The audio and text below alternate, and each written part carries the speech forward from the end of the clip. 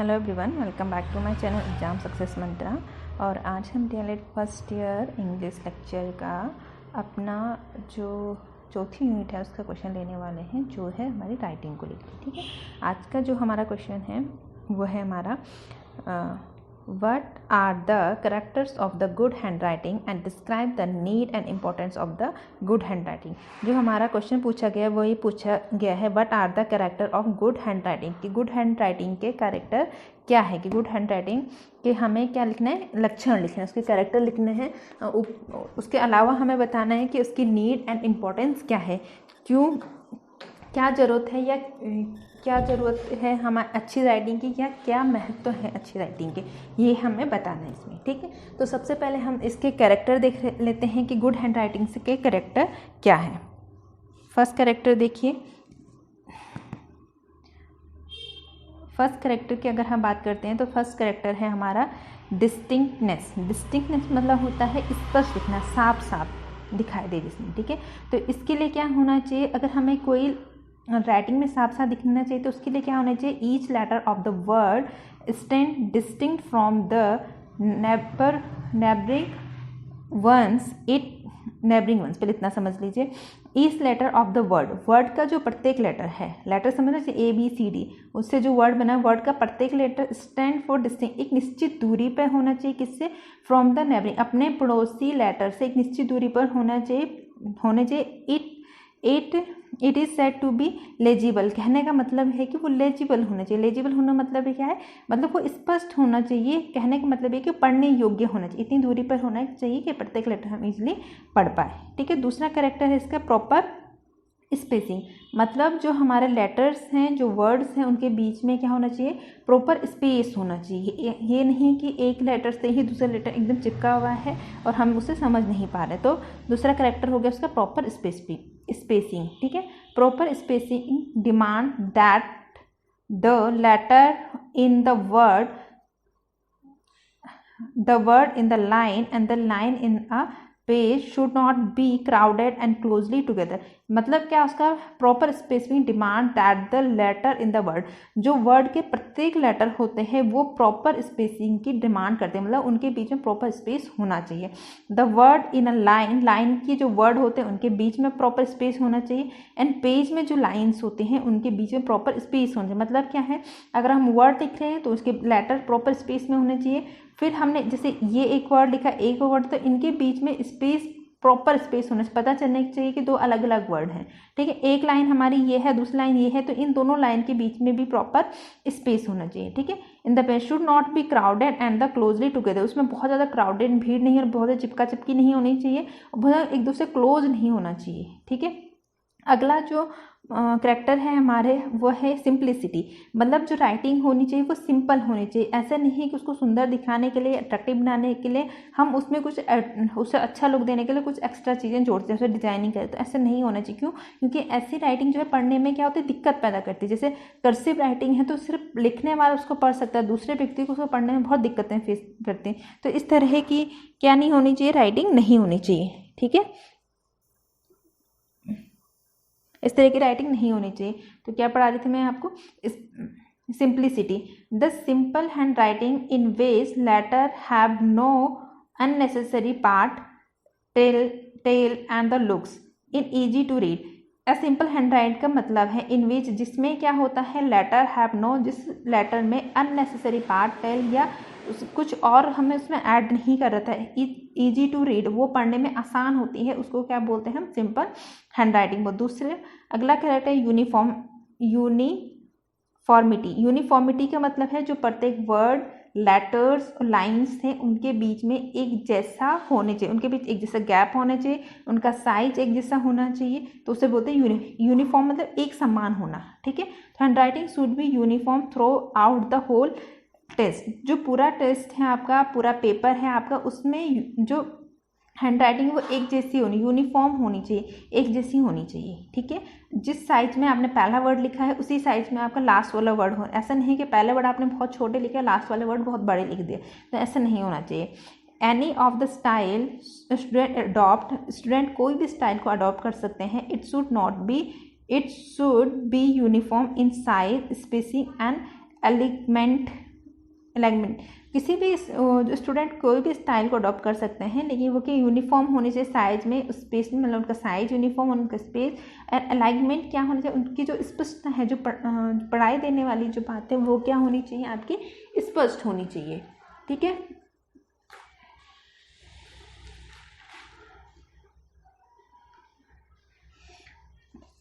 Specially in the direction of the straight stroke, जब क्या है हम सीधे स्ट्रोक में लिख लेते होते हैं तो उस समय क्या है जो साइज, स्पेस और अलाइनमेंट है, जो स्पष्टता है वो प्रॉपर होनी चाहिए, यूनिफॉर्म होनी चाहिए, एक जैसी होनी चाहिए सारी जगह, सारे पेज में या जितने भी पेज आप लिख रहे हैं या सारे टेक्स्ट में। ठीक है, दूसरा है size of the letter, letter का जो साइज है वो एकदम प्रॉपर होना चाहिए, ना तो बहुत बड़ा ना छोटा, बहुत नज़दीक बहुत दूर, ऐसा नहीं होना चाहिए। The size of letter should be proper, उसका जो लेटर का साइज है, लेटर समझ रहे हैं ABC के बाद हम करते हैं, वो प्रॉपर होना चाहिए। It should be neither too big not too small, ये ना तो बहुत बड़ा होना चाहिए ना बहुत छोटा होना चाहिए। इट शुड बी मॉडरेट, ये क्या होना, मॉडरेट होना चाहिए, एक सही होना चाहिए जो ईजिली अंडरस्टैंड हो, ईजिली रीडेबल हो, इस तरह का होना चाहिए। ठीक है, अगला है लेजिबिलिटी।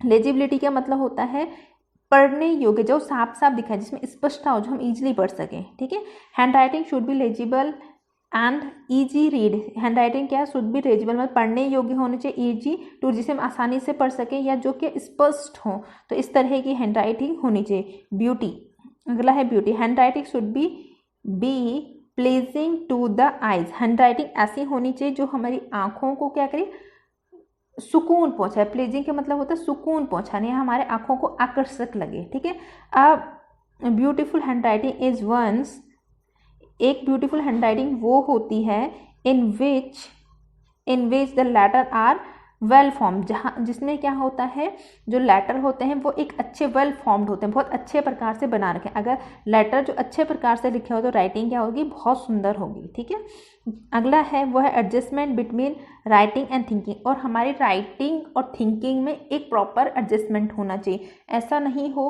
कि हमारी थिंकिंग बहुत फास्ट है लेकिन हम लिख उतना फास्ट नहीं रहे, उसमें क्या होगा, हमने कोई वर्ड सोच तो लिया बट हम उसे लिख नहीं पा रहे, तो इसमें क्या हो, प्रॉपर एडजस्टमेंट होना चाहिए। ठीक है, इट इम्प्लाई दैट, इसका मतलब है, इसके इम्प्लाइज का मतलब लिख सकते हैं आप मीन्स, क्योंकि नए वर्ड क्या होते हैं हमें याद रखने में दिक्कत हो, लेकिन हम जो प्रॉपर रोज़मर्रा की ज़िंदगी में यूज़ करते हैं वैसे वर्ड क्या होते हैं ईजी होते हैं याद रखने में, है ना।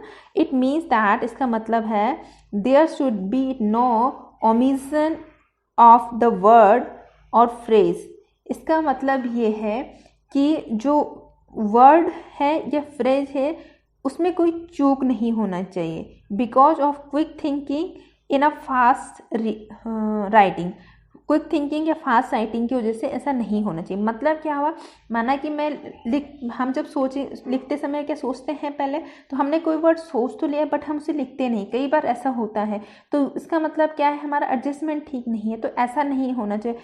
ओमिशन मतलब चूक नहीं होनी चाहिए किसी वर्ड की या किसी फ्रेज की। ठीक है, बिकॉज ऑफ क्विक थिंकिंग, हम जल्दी लिख पा रहे, सोच पा रहे हैं और फास्ट लिख नहीं पा रहे, तो हमें जल्दी सोचना भी और फास्ट लिखना भी, तो इस तरह का एडजस्टमेंट हमारा होना चाहिए। ठीक है, अगला जो पॉइंट है हमारा वो है स्पीड।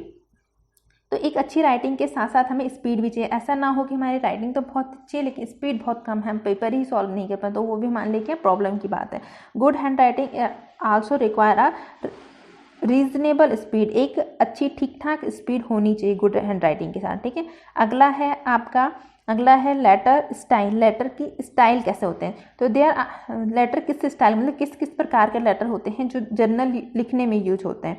तो letter can be 3 different style, letter के 3 अलग अलग स्टाइल होते हैं ऑफ द लेटर वाया, जिसके थ्रू क्या होते हैं, सेलिनिंग टुवर्ड द लेफ्ट, जो क्या होते हैं थोड़ा सा लेफ्ट की तरफ झुके हुए होते हैं। अगला होता है वर्टिकल, और तीसरा जो स्टाइल है वो है आपका सेलिनिंग टुवर्ड द राइट, जो थोड़ा सा राइट की तरफ झुके होते हैं। तो लेटर के क्या है, ये 3 स्टाइल है, और ये क्या है, लेटर के 10 जो राइटिंग के 10 कैरेक्टर हैं। ठीक है, यहाँ पे कैरेक्टर कंप्लीट हो गए। अब हम बढ़ते हैं जो राइटिंग है उसकी नीड एंड इंपॉर्टेंस क्या है। तो need and importance of the good hand writing, तो पहला नीड एंड इंपॉर्टेंस देखते हैं इसका। Good hand writing feel student with confidence. जो अच्छी हैंड राइटिंग होती है उसके वजह से स्टूडेंट क्या होते हैं, कॉन्फिडेंस फील करते हैं। आप देखते हैं जिनकी हैंड राइटिंग अच्छी है वो अपनी जब टीचर नोटबुक मांगते तो सबसे पहले देखते हैं। जिनकी हैंड राइट बेकार होती है वो क्या कोशिश करते हैं कि हमारी नोटबुक ना ही देखे टीचर तो अच्छा है। तो इस तरह से मतलब उनमें क्या होता है, एक कॉन्फिडेंस बिल्ड होता है। ठीक है, a good hand writing always impress other. एक गुड हैंड राइटिंग क्या है, ऑलवेज दूसरे को इम्प्रेस करती है। जिसकी हैंड राइटिंग अच्छी होती है कोई भी उसकी नोटबुक देखेगा तो इजीली उससे क्या हो जाता है, इम्प्रेस हो जाता है। ठीक है, स्पेशली द ऑर्डर फॉर हुम इट इज़ मीन, स्पेशली मतलब जो इससे मतलब रखते हैं इस तरह से। ठीक है,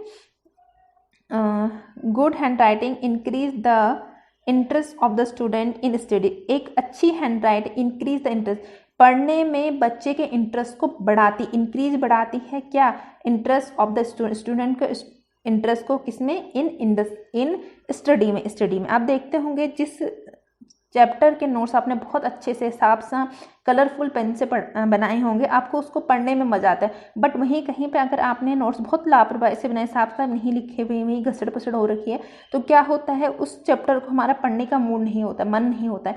तो ये एक क्या बहुत ज़्यादा इंपॉर्टेंस है इसकी कि अच्छी हैंड राइट क्या है, हमारे पढ़ने का इंटरेस्ट क्रिएट करती है या इंटरेस्ट को इंक्रीज करती है। ठीक है, अगला है good hand writing is easily understandable. Good hand writing हम आसानी से क्या होते हैं, पढ़ सकते हैं, पढ़ेंगे तो आसानी से उसे अंडरस्टैंड कर समझ जाते हैं। लेकिन अगर किसी ने साफ साफ नहीं लिखा होता है तो हमें उसको समझने में बहुत दिक्कत आती है। ठीक है, a student whose hand writing is good become an idol for the another. एक student whose hand writing is good, जिसकी हैंड राइटिंग अच्छी होती है, बिकम बन जाता है, एन आइडियल फॉर अदर दूसरों के लिए एक आइडियल स्टूडेंट बन जाता है या एक आइडियल बच्चा बन जाता है। ठीक है, अगला पॉइंट है आपका good hand writing of the student motivates the examiner. Good hand writing of the student की जो अच्छी हैंड राइटिंग होती है वो एक एग्जामिनर को मोटिवेट करती है, किसके लिए, एंड दस इसलिए क्या होता है, ही मे बी अवॉर्डेड, हो सकता है उसे अवॉर्ड करे फॉर मार्क्स, उसे कुछ एक्स्ट्रा मार्क्स दे देते। जिसने आपने देखा होगा जो जिसकी राइटिंग अच्छी होती है उस बच्चे के जिसकी हैंड राइटिंग अच्छी होती है उस बच्चे के थोड़ा सा मार्क्स दूसरे बच्चे कंपेयर में ज़्यादा आते हैं। हो सकता है दूसरे बच्चे मेंटली बहुत अच्छा है, उसने कंटेंट बहुत अच्छा लिखा, लेकिन अगर उसकी राइटिंग अच्छी नहीं है, टीचर को कहीं पे भी समझने में दिक्कत आए तो उसके मार्क्स क्या हो जाते हैं, वहाँ पे कम हो जाते हैं ना। तो इसका मतलब क्या है कि जो अच्छी हैंड राइटिंग वो टीचर को मोटिवेट करता है कि बच्चे को क्या कुछ एक्स्ट्रा मार्क्स दे दे। ठीक है, एक्स्ट्रा मार्क्स में जो उसके मार्क्स कटते नहीं हैं। ठीक है, good hand writing help the writer in getting a job. Good hand writing मदद करती है राइटर की, लिखने वाले की, गेटिंग अ जॉब, एक जॉब को पाने में। कहाँ, इन कम्युनिकेट सेंटर, जहाँ बात करने वाले सेंटर होते हैं कम्युनिकेट सेंटर। कम्युनिकेट कैसे, जहाँ लिखने वाला कम्युनिकेट है वहाँ उसको इजीली जॉब मिल जाती है। जैसे in a kindergarten and play way school, kindergarten और प्ले स्कूल होते हैं। क्यों इनमें, क्यों छोटे बच्चे क्या होते हैं हमेशा इमिटेट करते हैं यानी नकल करते हैं जैसे बड़े होते हैं। तो अगर टीचर की हैंड राइटिंग बहुत अच्छी है, वो वर्ड को बहुत अच्छे, लेटर को बहुत अच्छे से लिखते हैं, तो स्टूडेंट क्या करते हैं उसको वैसे ही अपने जीवन में उतारने की कोशिश करते हैं, वैसे ही लिखने की कोशिश करते हैं, जिससे स्टूडेंट की राइटिंग भी अच्छी हो जाती है। तो इसलिए जिनकी राइटिंग अच्छी होती है उनको इन सेंटरों में जैसे किंडरगार्टन हो गया, प्ले स्कूल हो गया, इनमें ईजिली जॉब मिल जाती है। ठीक है, आपका नेक्स्ट पॉइंट पढ़ते हैं। Through the good hand writing communication link can be develop more easy. Through the good hand writing, अच्छी हैंड राइटिंग के द्वारा कम्युनिकेशन लिंक जो है बी डेवलप मोर इजली, अच्छे से बन जाती है। जिनके हैंड राइटिंग अच्छी है उनके कम्युनिकेशन लिंक भी एक दूसरे से अच्छे बन जाते हैं। उसने किसी को अगर लेटर लिखा है उसमें बहुत अच्छी राइटिंग है, दूसरे के इम्प्रेस हो जाता है और उसकी कम्युनिकेशन की स्किल भी अच्छी होती है, इससे समझा जाता है। ठीक है, नेक्स्ट पॉइंट है आपका A good handwriting communicate the thoughts and idea accurately। ठीक है, गुड हैंड राइटिंग में क्या होता है उसके थॉट्स और उसके आइडिया जो है लगभग सही होते हैं। ठीक है, a good hand writing of a person become a living example of the other. जो जिसकी गुड राइटिंग ऑफ अ जिस पर्सन की गुड राइटिंग होती है, अच्छी राइटिंग होती है, वो बन जाता है एक उदाहरण बन जाता है दूसरों के लिए। ठीक है, एक जिंदा उदाहरण बन जाता है दूसरों के लिए कि मतलब हाँ अच्छी राइटिंग भी हो सकती, देखो उसकी कितनी अच्छी राइटिंग है, तुम भी अच्छी राइटिंग करते हो, इस तरह से वो एग्जाम्पल बन जाता है दूसरों के लिए। ठीक है, अगला है एक minute, hand writing of a person is a index of the personality. उसकी जो हैंड राइटिंग है उसकी पर्सनैलिटी का क्या होता है, इंडेक्स होता है। इंडेक्स मतलब एक ही पेज में क्या होता है, अंदर बुक में क्या है सब हमें पता चलता है, मतलब उसकी हैंड राइटिंग से उसकी पर्सनैलिटी के बारे में सब कुछ पता हो जाता है। आपने देखा होगा कुछ लोग क्या हैंड राइटिंग से बता देते हैं इंसान का फ्यूचर तक बता, ये इंसान कैसा होगा ये तो बताए, उसका फ्यूचर बता देते कैसे होता है। कई बार लोग अपने सिग्नेचर को चेंज करते हैं, क्यों? क्योंकि हैंड राइटिंग का ऐसा कहते हैं, जो मानते हैं कि हैंड राइटिंग का इफेक्ट पड़ता है। तो इसी के बेस पे कहा गया कि जो हैंड राइटिंग है वो जो इंडेक्स होती है किसकी, उसकी व्यक्ति की पर्सनैलिटी के एक इंडेक्स होती है। ठीक है, अगर स्कूल में बात करें तो जनरली ये देखते हैं कि जिस बच्चे की हैंड राइटिंग अच्छी है तो ये माना जाता है कि वो बच्चा पढ़ने में भी अच्छा है, वो उसका नैतिक विचार भी अच्छा है, तो इस तरह उसे अच्छा समझा जाता है। हर चाहे मेंटली, फिजिकली, इमोशनली उसे अच्छा समझा जाता है। ऐसा हो ना हो ये ज़रूरी नहीं है। कई बार कहने वाले ये भी कहते हैं कि जो मेंटली बहुत स्ट्रांग होता है, मतलब जिसका IQ ज़्यादा, उसकी हैंड राइटिंग अच्छी नहीं होती। तो ये डिपेंड करता है, मेरे तो ये माना ही डिपेंड करता है पर्सन टू पर्सन, है ना। अगला जो हैंड राइटिंग का इम्पोर्टेंस है वो है द टीचर फील प्राइड। जो टीचर होता है वो अपने स्टूडेंट पे गर्व महसूस करते हैं and prevalent on the good hand writing of his student. और जिसकी अच्छी अपने बच्चे के अच्छे हैंड राइटिंग के लिए कुछ प्रिविलेंट मतलब कुछ क्या होता है, अधिकार भी उसे दे दिए जाते हैं। तो क्या, क्योंकि वो अपने बच्चे पे क्या करता है, गर्व करता है। जैसे आपने देखा कोई बच्चा क्लास में पढ़ने में अच्छा होता है, तो कभी अगर वो 1-2 गलती भी कर देते तो टीचर क्या करते हैं, नज़रअंदाज करते हैं उसे, बहुत ज़्यादा डांट नहीं पड़ती। लेकिन वहीं जो बच्चा क्या पढ़ने में अच्छा नहीं होता, उसने अगर एक छोटी सी भी गलती पढ़ दी तो उसी गलती के लिए उसे बहुत ज़्यादा डांट पड़ती है दूसरे बच्चे को, जिसके लिए उसे नज़रअंदाज कर दिया। तो ये होता है। तो जिस बच्चे की राइटिंग अच्छी होती है, टीचर क्या अपने बच्चे पे प्राइड फील करते हैं, और जिसकी वजह से क्या है वो कभी कभी प्रिविलेज भी बच्चे को दे देते हैं उस चीज़ को लेके। ठीक है, तो यहाँ पे क्या होता है, हमारा ये जो आंसर है वो कंप्लीट हो रहा है। इसके बाद जो हम पढ़ेंगे सजेशन पढ़ेंगे कि अगर किसी की हैंड राइटिंग अच्छी नहीं है तो उसे हैंड राइटिंग अच्छी बनाने के लिए, इम्प्रूव करने के लिए क्या सजेशन होने चाहिए। सजेशन वाला क्वेश्चन भी बहुत ज़्यादा रिपीट हो रहा है। ये वाला कैरेक्टर वाला, स्पेशली कैरेक्टर जो पहले 8-10 कैरेक्टर बताए गए हैं वो भी क्या हो रहे हैं, आपके बहुत ज़्यादा रिपीट हो रही हैं। ठीक है, नीड इंपॉर्टेंस भी इंपॉर्टेंट है, लेकिन कैरेक्टर आपको मस्ट है कि एक बार ज़रूर पढ़ के जाना है, क्योंकि हर साल किसी ना किसी एक पार्ट्स में तो ये रिपीट हो जा रहा है। क्योंकि आप जानते होंगे कि 4 पार्ट आते हैं DLED में, है ना, 4 पेपर बनते हैं। तो अब डिपेंड करता है किस पे क्या आया, लेकिन हाँ किसी एक पार्ट में रिपीट हो ही जाता है। तो ठीक है, फिर यहाँ पे कंप्लीट करते हैं और मिलते हैं अपने नेक्स्ट लेक्चर में। तब तक आपको लेक्चर पसंद आ रहे हैं तो लाइक करें, शेयर करें, सब्सक्राइब करें और पढ़ते रहें। ठीक है, फिर मिलते हैं नेक्स्ट लेक्चर में।